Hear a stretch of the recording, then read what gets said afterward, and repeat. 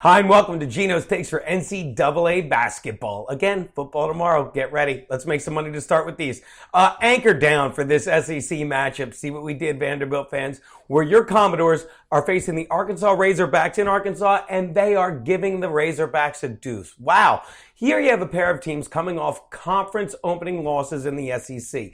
But when I look at each of the losses, it tells me something. All right, first we'll start with Vanderbilt. Yes, they lost to LSU, but they lost to a very good LSU team led by that rookie phenomenon, Ben Simmons, and they lost by 8. But here's the game that really gets my interest. Arkansas got blown out on the road by Texas A&M, an Aggies team that is absolutely incredible, 92-69. All right, let's have a little fun with math. Now, in that game, they had an incredible sloppy 15 turnovers, which you never see, which the Aggies converted into 22 points. Now, I'm just saying, let's pretend that that doesn't happen again. Let's pretend that there was just half as many turnovers and half as many points, and that the Razorbacks scored. Well, then it would be 11, shifted 11, and suddenly you have a 92-69 blowout that becomes an 81-80 game that Arkansas is just one bounce away from winning. I know what you're saying. You're using the Duke lacrosse defense saying that didn't happen, but I'm using the Ray Rice defense saying, bitch, that ain't never gonna happen again. Look,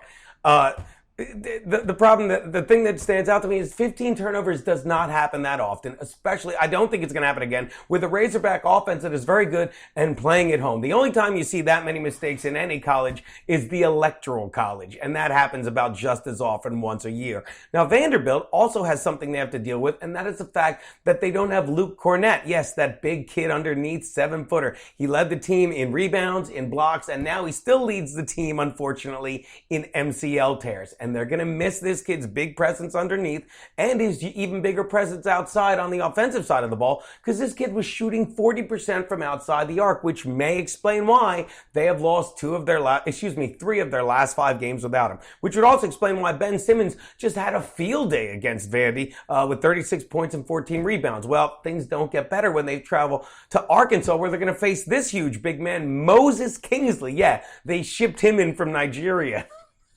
Well, you can say they shipped him in. He wasn't in the galley rowing there, people.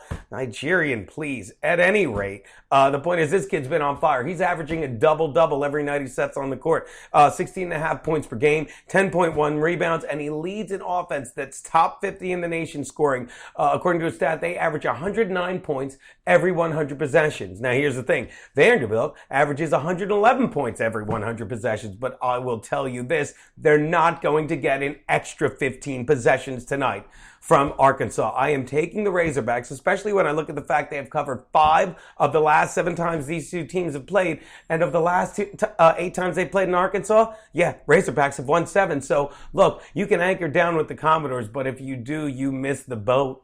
They don't travel as well as my boy Kingsley. Take the Razorbacks and the points. Those are Geno's Takes NCAA. Football tomorrow.